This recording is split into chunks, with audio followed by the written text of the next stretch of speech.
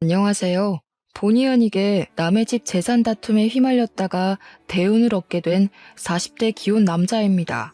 일단 제 소개를 하자면 저는 고아입니다.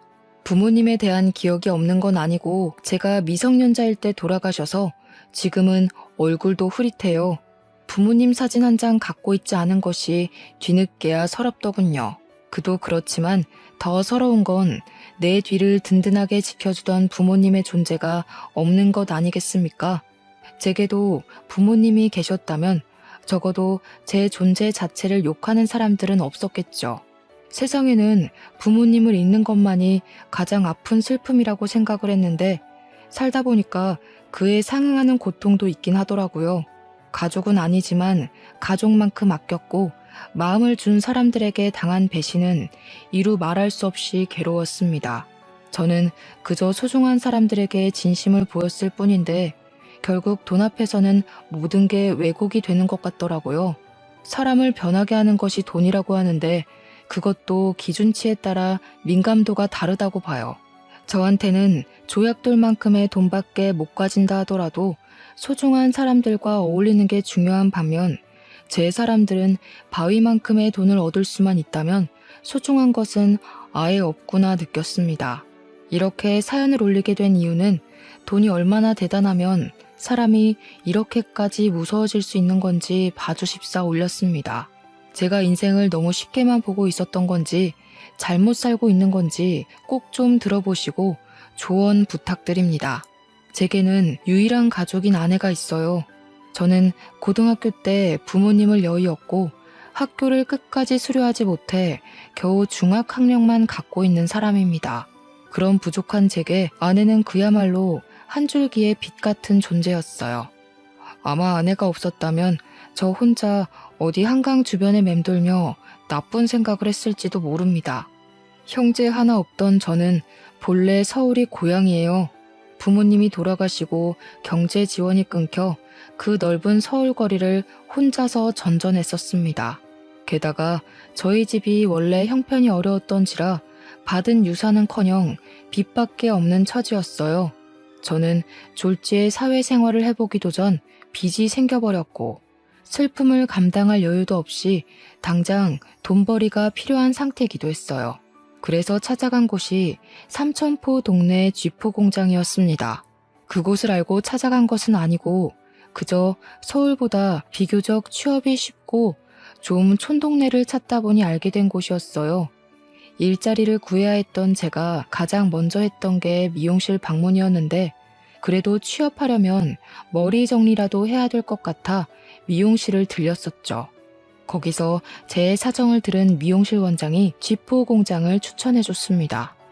제가 찾아간 공장은 직원이 주로 가족들로 이루어진 작은 공장이었어요. 그곳에선 처음에 10대인 저를 보곤 당연히 안 받아주려고 했었는데 제가 무릎을 꿇고 사정을 했습니다. 그러니 역시나 제 사정을 알고 불쌍하다며 받아주셨어요.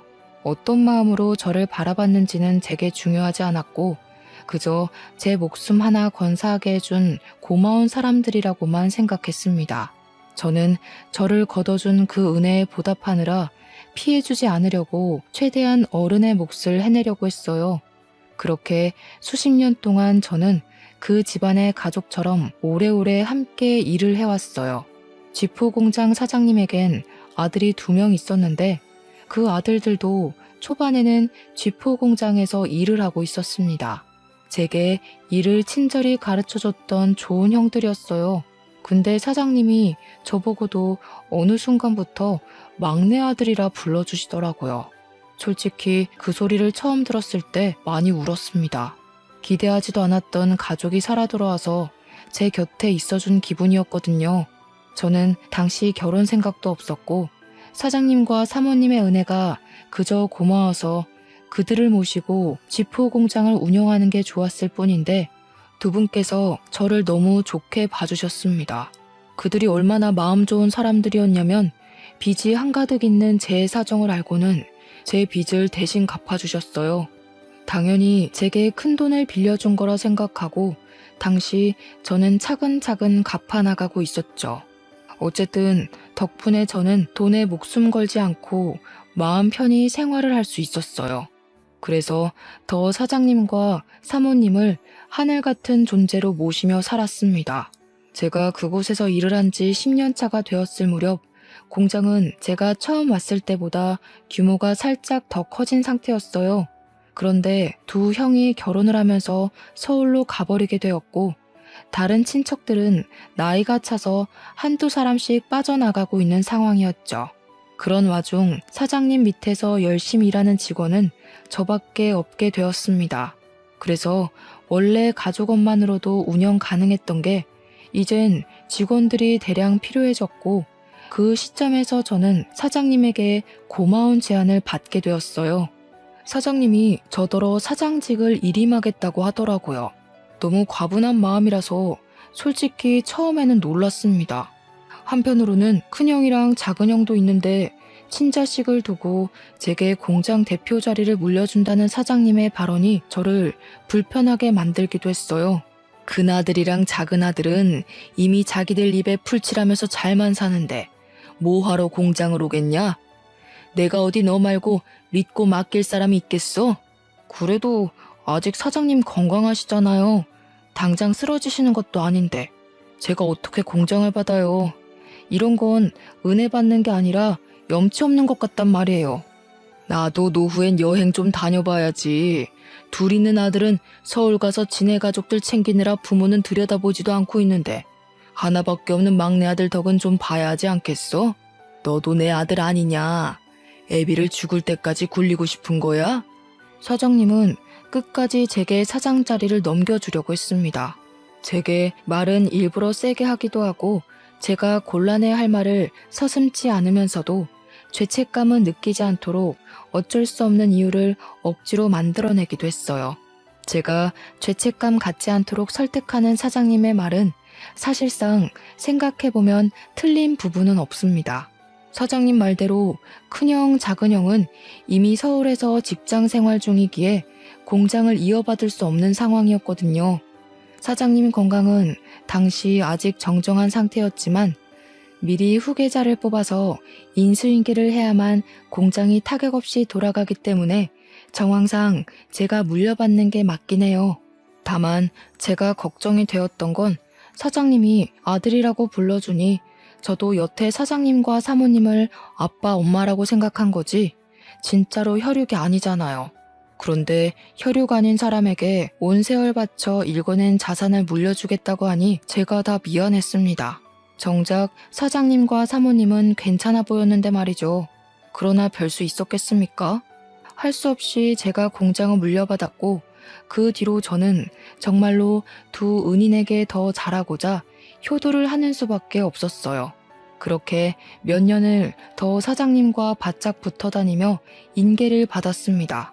그런 와중에 공장에 있던 경리가 결혼한다고 일을 그만두면서 다른 사람을 뽑게 되었는데 고맙게도 새로운 경리가 바로 제 아내 되는 사람입니다. 면접은 제가 봤어요. 솔직히 비즈니스에서 사심이 들어가면 안 되는 거 알지만 아내가 정말 제 이상형과 가까워서 뽑게 되었습니다.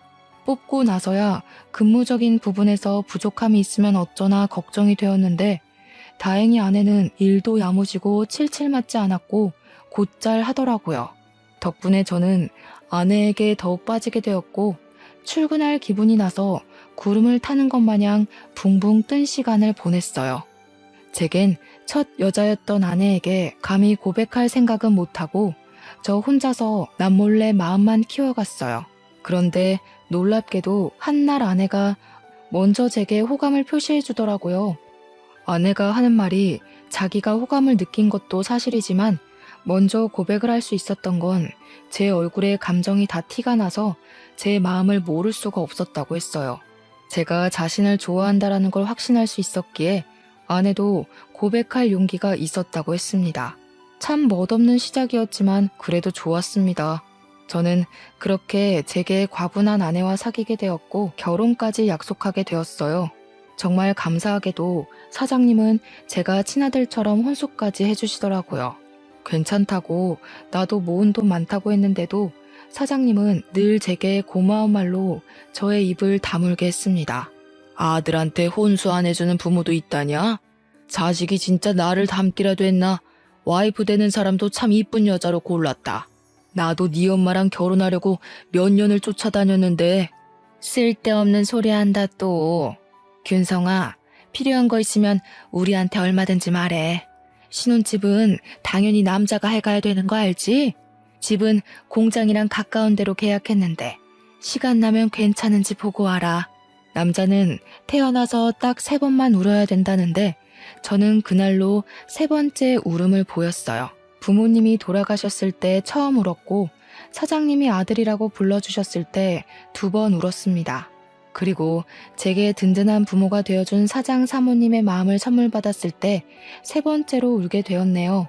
저는 결국 사장 사모님의 고집을 꺾지 못해 작은 아파트까지 선물을 받아버렸어요.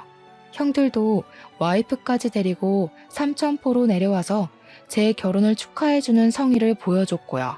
저를 지지하는 사랑하는 사람들이 전부 제 곁에 있었습니다. 정말 완벽한 삶이라 생각했어요. 저는 가족이 없는 고아인데 마치 가족이 있는 느낌이라서 고아 신세가 전혀 서럽지 않았습니다. 그래서 평생 이제 행복할 일만 남았다고, 내가 과분하게 받은 이 행복을 보답할 일만 남았다고 생각했습니다. 하지만 누가 그런 소리를 했던 기억이 있는데요. 너무 행복하면 크게 들뜨지 말라고 불행이란 브레이크가 찾아온대요. 그 말이 망상은 아니더라고요. 살아갈 이유가 가득하기만 했던 제게 부모님을 잃었을 때와 같은 고통이 닥쳐왔습니다. 그 문제는 제가 존경하는 사장님의 병세가 악화되기 시작했을 때부터 일어났어요. 사장님은 쥐도새도 모르게 찾아온 암 때문에 발견 즉시 시한부 선고를 받았습니다. 그 때문에 사장님의 친아들 2명과 제가 병실에 한데 모인 적이 있었어요. 그렇게 모이게 된 건 제 결혼식 이후 오랜만이었습니다. 오랜만에 같이 얼굴 보니까 좋네. 다름이 아니고 내가 시간이 얼마 안 남았잖아. 살아있을 때 재산 정리를 좀 하고 싶어서 불렀다. 그 자리에서 사장님은 자기 멀쩡할 때 재산 얘기를 하고 싶었다고 하면서 입을 떼기 시작했어요. 당연히 저는 남의 일이라고만 생각했습니다. 다시 말하지만 가족처럼 살긴 했어도 저는 친가족이 아니잖아요.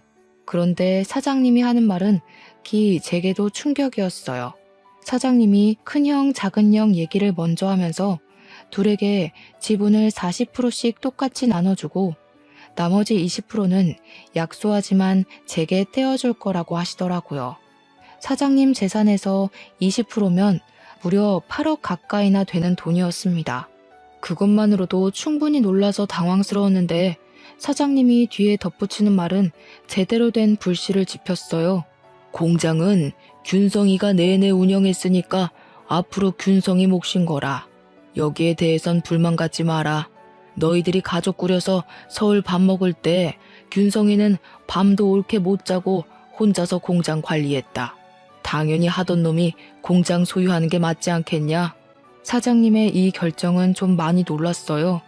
사장님이 제게 그냥 공장을 물려준다고 했을 땐 제가 도맡아 운영하다가 다시 사장님이나 사모님께 돌려줄 생각을 하고 있었거든요.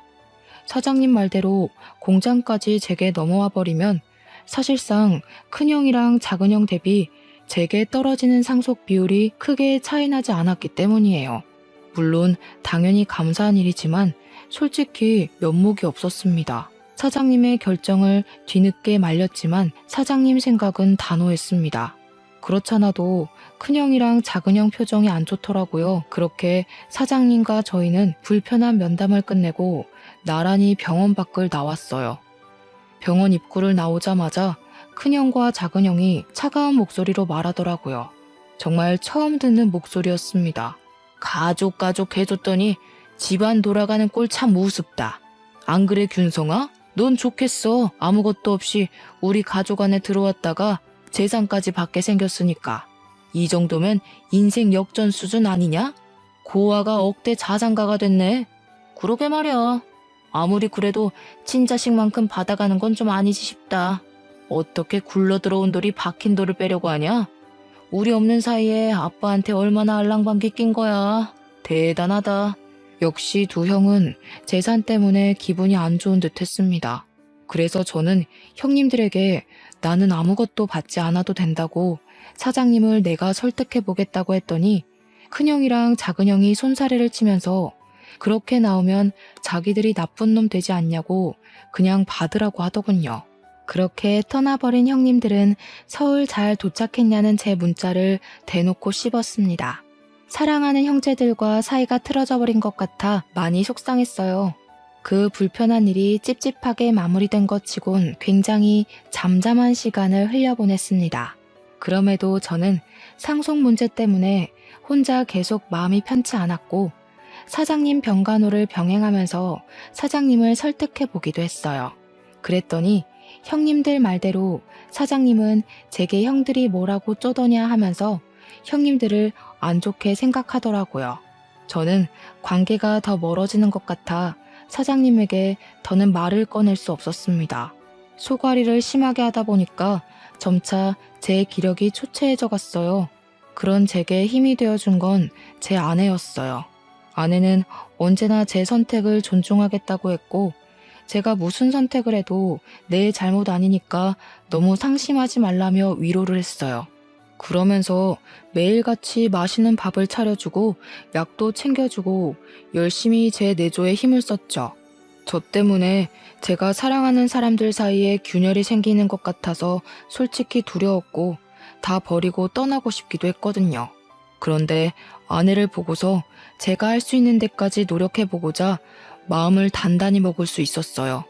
하지만 역시나 저의 찝찝했던 기분은 괜한 것이 아니었나 봐요. 어느 날 새벽에 사모님한테 전화가 왔는데 저더러 집에 좀 와줄 수 있냐고 하는 겁니다. 전화상으로도 느껴질 만큼 사모님 목소리가 안 좋았어요. 바로 일어나 옷을 갈아입는데 아내도 깨서는 같이 가자고 하더라고요. 사장 사모님이 제게 부모 같은 존재다 보니까 아내도 자연스레 사장님 내외를 시부모처럼 모셨거든요. 저희 둘은 얼른 챙겨서 그 야밤에 사장님 집을 향했습니다. 사장님 집과 저희 집은 공장 주변에 있어서 아주 가까웠어요. 걸어가도 되는 거리여서 급히 뛰었습니다. 집에 들어갔더니 집이 어질러져 있더라고요. 사모님은 거실 한가운데 서서 아무래도 강도가 든 것 같다면서 벌벌 떨고 있었습니다. 너 아빠 간병한다고 한동안 집을 안 왔었잖아. 짐 좀 챙기려고 와봤더니 세상에나 이 지경으로 되어 있지 뭐니? 우리 집에 올 사람이 없는데 왔다고 해도 애들이면 연락을 했을 거고 이렇게 집을 엉망으로 해놓지도 않았겠지. 아내가 불안해 떠는 사모님의 손을 잡아주었고 저는 일단 경찰에 신고를 했습니다. 그리고 사모님에게 뭐 없어진 거 없는지 찾아보자 했어요. 고맙게도 며느리가 사모님 곁에 딱 붙어서 같이 움직여 주더라고요. 저는 혼자 다른 방에서 이것저것 뒤집고 있었는데 나중에 사모님이 소리를 질러서 그곳으로 뛰어갔습니다. 사모님이 침대 밑에 서랍을 허겁지겁 뒤지면서 무어라 중얼거리더라고요. 없어진 거 있냐고 하니까 사모님이 큰일 난 목소리로 말했는데요. 아휴, 어떡하니? 너네 아빠 유언장이랑 공장 땅 매매 계약서가 없어. 중요한 거라서 일부러 침대 밑에 넣어둔 건데 여기는 우리 식구들밖에 모르는 곳이거든. 이거 어쩌면 좋니? 응? 사모가 식구들만 아는 곳이라고 하는데 그 순간 속상하게도 촉이 딱 오더라고요. 큰형과 작은형이 가장 먼저 떠올랐어요. 정황상 따져보더라도 진짜 도둑이 아닌 이상 사장님이나 사모님, 형님들 중 범인이 있다는 건데 사장님이 자기 걸 도둑질했을 리는 없잖아요. 더군다나 사장님은 입원 상태라 외출이 불가한걸요. 그래서 저는 그 자리에서 바로 큰형과 작은형한테 전화를 넣었습니다. 나란히 부재 중이었어요.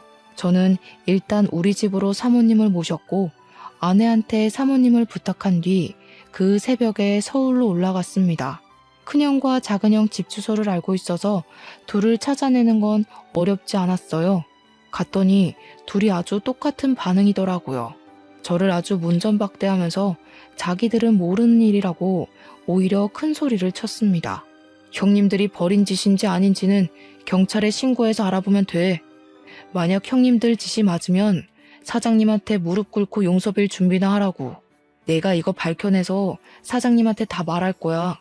이렇게 돈에 눈 멀어서 부모님 속 썩일 거면 차라리 상속받지 마. 우리 다 아무것도 받지 말고 예전처럼 지내자고.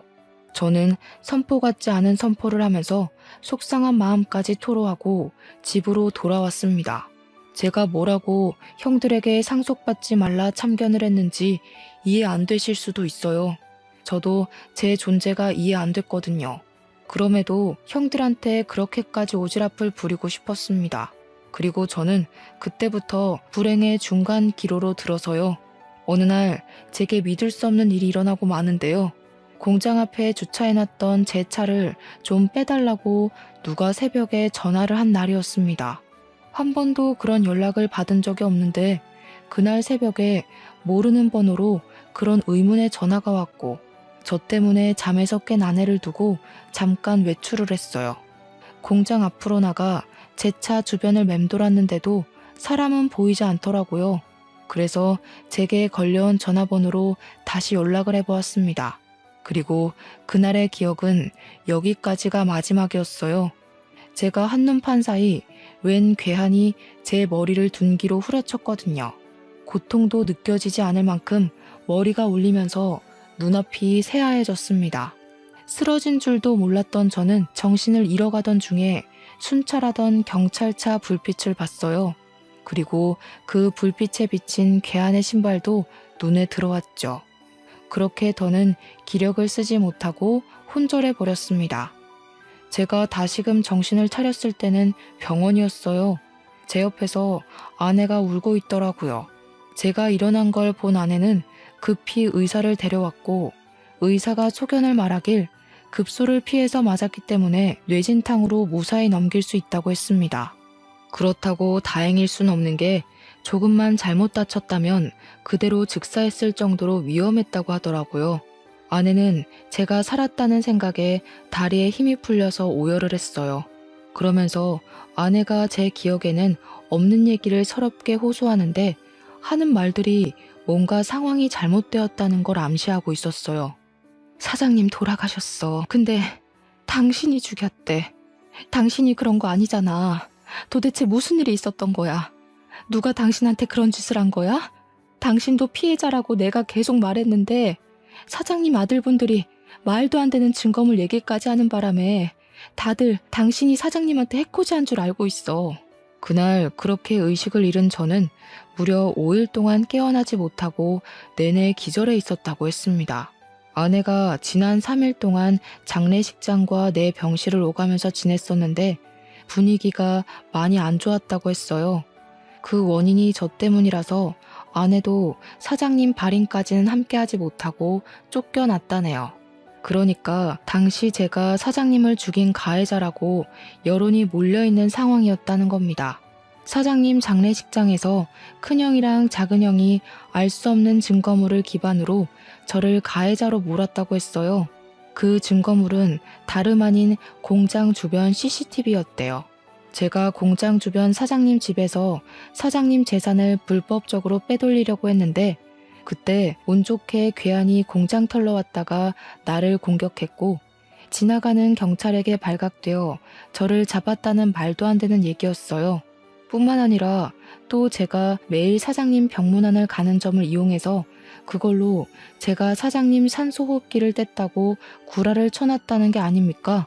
하필 그날은 사모님이 집을 들락날락하며 바깥일을 볼 때라서 병실에 없었을 적이었습니다. 그래서 제가 퇴원을 하면 경찰로 연행될 처지라고 하는데 아내 얘기를 다 들어도 도통 어떻게 이해를 해야 되는 건지 어렵기만 하더라고요. 제가 사장님을 죽였다뇨? 사장님이 저한테 어떤 사람인데요? 돌아가신 부모님 다음으로 제게 부모가 되어준 분이 아닙니까?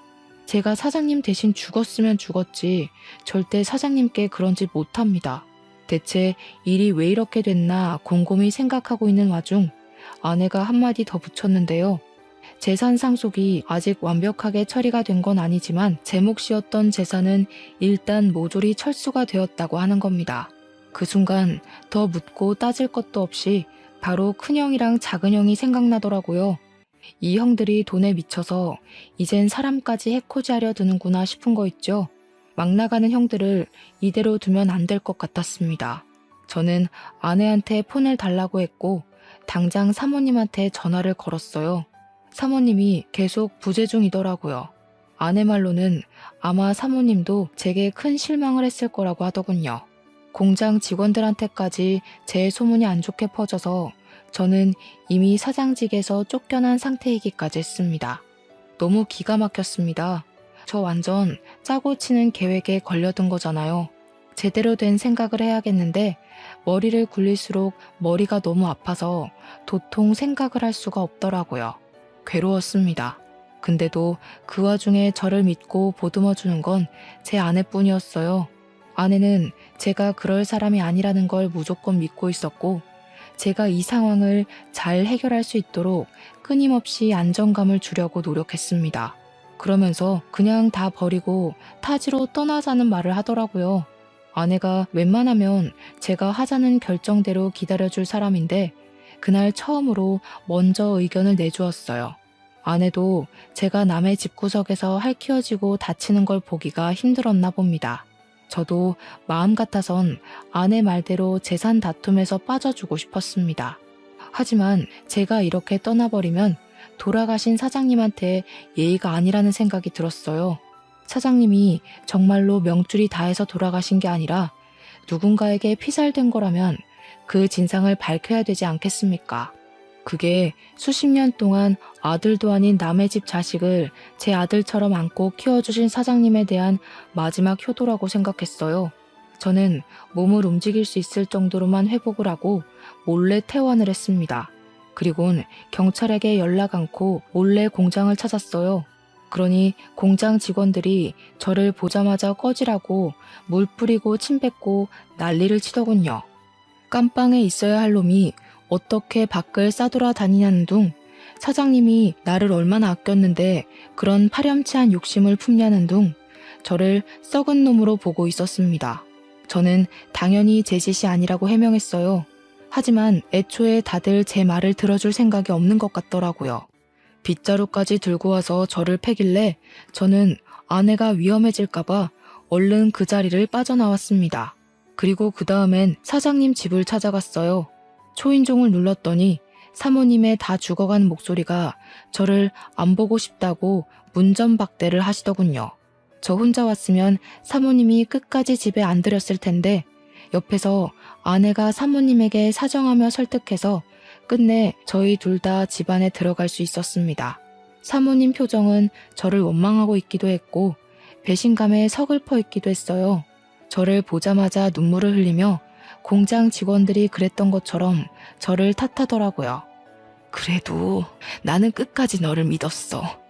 그런데 네가 어떻게 그래? 우리 그이가 너를 진심으로 아들이라 생각했는데 어떻게 재산 때문에 그런 끔찍한 짓을 벌일 수가 있어? 이 양심 없는 놈아, 너는 여길 찾아올 자격도 없어. 저를 원망할 수밖에 없다는 거 알아요. 근데 제가 그런 거 아니에요. 저한테 사장님이 어떤 존재인지 잘 아시잖아요. 저는 공장도 필요 없고 재산도 필요 없던 사람이에요. 돈 때문에 사장님 배신할 거면 제가 나이 40 될 때까지 버티고 있었겠어요? 저 쓰러졌던 날, 저 때리고 도망친 사람을 봐서 찾아온 거예요. 제가 해명을 해도 사모님은 울기만 했지 제 말을 믿어주지 않았습니다. 돌아가신 사장님이 불쌍하다면서 계속 제 등짝을 때렸어요. 거기다 대고 저는 그날 새벽 제게 전화를 해서 공장 앞으로 나오라고 했던 사람의 통화 녹음을 들려줬습니다. 그러니 사모님께서 집중을 해주시더라고요. 저는 설명을 덧붙여서 그때 상황을 설명했고 둔기를 맞고 쓰러지면서 눈을 감기 전에 도망가는 사람 신발을 봤다고 했어요. 그게 바로 골프 운동화였다고 하니까 갑자기 사모님이 사색이 되더라고요. 그래서 왜 그러냐고 물었습니다. 사모님이 우왕좌왕하면서 휴대폰을 보여줬는데요. 혹시 이런 골프화였냐고 묻더라고요. 제가 그날 본 건 바이올렛 색상의 베이지 밑단을 단 수제 운동화였거든요. 근데 사모님이 보여준 것도 제가 본 것과 동일한 색상이더라고요. 그래서 저는 바로 이게 맞는다고 이걸 어떻게 사모님이 갖고 있냐고 물었죠. 네 형들이 골프 좋아하잖니. 네 아빠가 형들 생일 선물로 한 켤레씩 주문 제작한 거야. 아빠가 보라색을 좋아해서 똑같이 수제로 맞춰줬던 거다. 너는 골프를 안 치니까 아빠가 결혼식 날 구두 한 켤레 해줬던 거고. 맞습니다. 제가 결혼하는 날 사장님이 뜬금없이 구두를 선물해 주었어요. 그 구두가 제 발에 꼭 맞아서 중요한 날에만 신는다고 지금도 상자에 소중히 보관하고 있거든요. 그런데 형님들이 생일 선물로 골프화를 받았다는 건 모르고 있었습니다. 그 순간 충격받은 저희들은 그것을 시작으로 다른 증거까지 찾아 나섰어요. 그 과정에서 사모님이 아직 재산 상속이 이루어지지 않아 큰형과 작은형을 다음 주에 만나기로 했다고 말해주더라고요. 그러면서 그동안 사장님, 사모님 둘만 알고 있고 자식들에겐 알리지 않은 한 가지 사실이 있다면서 고백하셨는데요. 사실은 너희들 아빠가 너희들한테 재산 상속을 배정한 게 아니야. 상속인을 나한테 위임해놓고 한 발 빠져 있었어. 나더러 자기 죽고 나면 분명 태도 달라질 자식들이 있을 거라고. 그런 놈한테는 한 푼도 주지 말라 그랬거든. 사장님은 진작에 큰형과 작은형의 무력을 눈치챘다고 했는데 사모님이 자기 아들들이 그럴 리 없다면서 믿지 않았다고 했어요. 그러자 사장님이 사모님한테 자기 죽고 나서 아들들이 어떻게 나오는지 지켜본 뒤에 사모님 뜻대로 상속 진행하라고 위임장을 써줬다 합니다. 그게 사장님의 뜻이었고 유언이나 다름없으니까 사모님은 아들들을 믿지만 그렇게 하기로 따랐어요. 그런데 때마침 장례식장에서 큰형과 작은형이 제가 사장님을 죽였다면서 이런저런 증언을 기반으로 술술 말하길래 정말로 제가 그런 파렴치한 짓을 저지른 줄 알았다고 했습니다. 그래서 사모님은 돌아가신 사장님에게 원망까지 했다고 했어요. 남의 자식한텐 그리 자비롭고 친자식한테는 그리 냉철해서 벌받은 거라고. 당신이 아끼던 양아들 같은 녀석한테 호되게 당하니까 이제야 알겠냐면서 그렇게 이미 떠난 사장님에게 호소를 했다네요. 그 일 때문에 저한테 단단히 화가 난 사모님은 제 앞으로 된 재산은 전부 철수하겠다고 그렇게 아내한테 통보를 했대요. 아내가 제 알리바이를 대줬지만 사모님뿐만 아니라 이미 당시 여론이 저를 등져버려서 아무도 아내의 말을 믿지 않았다고 했습니다. 아무것도 모르는 사모님 입장에서 보면 충분히 오해할 만했다고 생각했어요. 일단 상황이 어떻게 돌아가고 있든 가장 중요한 건 증거였습니다. 이미 공장 CCTV는 형들이 떼어갔을 테니 다른 증거가 필요했어요. 마침 그때 아내가 뾰족한 수를 말해주더라고요. 그날 새벽 제가 차 앞에 갔다면 혹시 블랙박스의 현장이 남아있지 않겠냐고요. 아차 싶더라고요. 제가 둔기에 맞았을 때 경찰차가 멀찍이에서 나타나는 바람에 가해자가 급히 도망갔다는 게 떠올랐습니다. 그렇다면 당연히 그들이 제 차에 있는 블랙박스는 차마 손대지 못했을 거란 말이죠. 그들도 당황해서 차 블랙박스까진 생각 못한 것 같더라고요. 얼른 제 차로 가서 블랙박스를 확인했더니 역시나 증거 영상이 고스란히 남아 있었습니다. 너무 안심했어요. 이것만 있어도 형들의 진술은 거짓이라는 게 밝혀질 거였습니다. 그 뒤로 저는 스스로 경찰을 찾아갔습니다. 그리곤 그날 발생했던 사건 진위를 전부 고백했고 제 알리바이를 조사하기 시작한 경찰도 뭔가 이상함을 감지했는지 원래 접수됐던 신고 내용이 어딘가 모르게 부실하다는 느낌을 받은 것 같았어요. 그래서 그 시간부로 경찰은 큰형과 작은형을 조사에 착수했죠. 제 일은 금방 서울경찰로 연계되었습니다.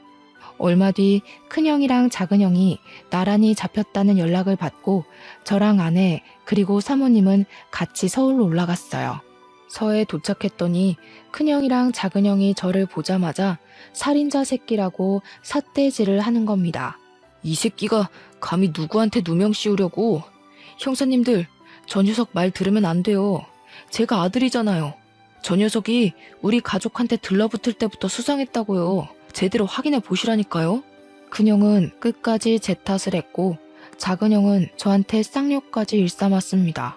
하지만 저는 잠시 대꾸를 참고서 묵묵히 경찰에게 제 입장을 표명했어요. 그리고 병원 CCTV도 구석구석 확인해 볼 것을 따로 요구했습니다.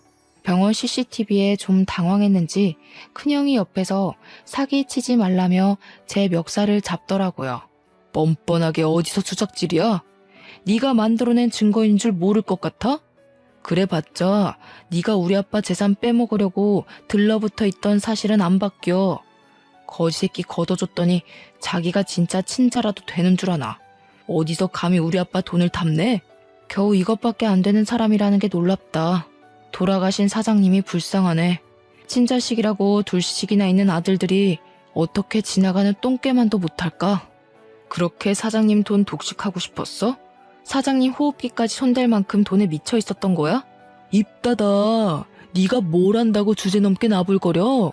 네가 아들이라고 해봤자 현실은 피 한 방울 안 섞인 고아 새끼 아냐. 네 부모가 죽기 전에 그리 유언 남기디? 남의 집에 빌붙어서 재산 빼먹고 살라고? 자꾸 사장님 돈이 형 돈인 것처럼 얘기하는데 그러는 피 섞인 형들은 고아 새끼인 나보다 못나서 재산 비율도 나랑 비슷하게 책정받은 거 아니야? 자기보다 잘난 사람한테 시기하는 건 우월감이 아니라 열등감이야. 형들 지금 열등감 덩어리 같아. 그때 더는 덤빌 말이 없었는지 큰형이 제게 손을 쓰려고 하더라고요. 나이 말고는 저보다 나은 게 없는 것 같은데 제가 그런 못난 사람한테 주먹을 왜 맞아주겠습니까? 당연히 형 주먹이 날아오르기 전 제가 먼저 박치기를 해서 큰형의 코피를 터뜨렸어요. 큰형 바로 저를 놓고 비명을 지르며 구부러지더라고요. 눈물이 찡 올라온 모습이었습니다. 형들이 날고 기어봤자 상속은 이미 사모님 몫이야. 날 제거할 게 아니라 사모님한테 효도를 했어야지. 그 정도 나이 먹고도 내가 하나하나 가르쳐줘야겠어? 무슨 소리야? 엄마 몫이라니. 아빠가 이미 우리한테 상속한다고 구두 약속했잖아. 유언장에도 그렇게 쓰여있다고 어디서 사기를 치려고 해? 바로 확인시켜줘? 유언장은 분명 의문의 강도에게 도난당했을 적이었습니다. 작은 형은 자기가 어떤 실수를 하고 있는지 모르고 있는 것 같더라고요. 신기하네. 유언장은 얼마 전 도둑 맞았는데 형 말은 꼭 그 유언장을 갖고 있다는 걸로 들린다. 뭘 조작해놨든 그 가짜 유언장이 뭔 소용이겠어. 이미 사장님이 사모님한테 상속인 위임했어. 사모님한테 위임장도 따로 있고. 아, 이렇게 말하면 너희들 엄마도 해코지한 뒤에 나한테 누명 씌울 건가? 큰형이랑 작은형은 계획이 틀어졌다는 것에 크게 당황하며 표정으로 드러냈습니다. 뭔가 잘못되고 있다는 걸 얼굴로 티냈어요. 그 와중에 병원 CCTV를 확인하러 갔던 경찰한테서 연락이 왔는데요. 영상에는 제가 먼저 병문안 다녀온 뒤 간호사들이 몇 번 왔다 갔다 했고 그 다음에 형들이 들락날락한 정황이 드러났는데 형들이 병실을 나가고 나서 수상쩍게 두리번거리는 것이 포착되었답니다. 그리곤 몇 분 뒤에 다시 병실로 들어간 간호사가 순간 급하게 뛰쳐나오더니 의사를 불러와서는 병실에 있는 사장님 침상을 끌고 임종실로 옮기는 게 드러났다네요. 형들 집을 압수수색한 경찰들도 형들 집에서 위조된 유언장과 절도한 땅 문서까지 발견했다고 했습니다. 빼도 박도 못하고 쉽게 발각된 증거들 때문에 큰형과 작은형은 더 이상 할 말을 잃고 좌절했어요. 그리곤 그제야 저와 사모님께 용서를 구하면서 악의는 없었다고 무릎을 꿇었습니다. 형들은 더 지체할 것 없이 그 자리에서 구속이 되었어요. 연행당하는 아들들을 보면서 사모님은 울며 불며 자식들을 패기 시작했습니다. 도대체 균성이한테 무슨 짓을 한 거냐? 아무 잘못 없는 아이한테 왜 그런 짓을 했어? 너희들이 그러고도 사람이야? 이제 네 아빠 얼굴을 어떻게 보니? 그래도 내 배 아파 낳은 자식이라고 끝까지 편을 들었는데 어떻게 엄마 마음을 이렇게 찢어놓을 수가 있어? 며느리는 사모님을 보필하면서 주저앉는 사모님을 보듬어 주었습니다. 형님들 둘은 아무 말 없이 고개만 숙인 채 형사가 가는 대로 멀어졌어요. 그리고 저희는 서울에서 내려오게 되었죠. 그 뒤로 들은 소식이 당연히 자기 아빠를 죽인 형들은 징역살이를 살게 되었는데요. 문서 위조에 절도죄까지 포함되어 형량이 제법 나왔어요. 사모님께서 출소한 아들을 맞이할 수 있을지도 모를 정도로 길었습니다.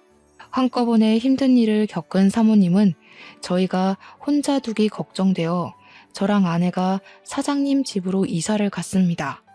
현재도 사모님을 모시고 살고 있어요. 저는 다시 공장 대표 자리를 찾았고요. 사모님이 제게 사장님 재산의 70%를 떼주었습니다. 나머지 30%는 패 죽일 놈도 아들은 아들이라고 몫을 조금 남겨놓아야겠다고 하더군요.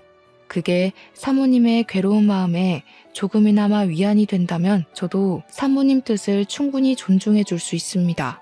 그리고 저를 오해했던 공장 직원들도 당연히 오해가 풀렸고 제게 사과를 했어요.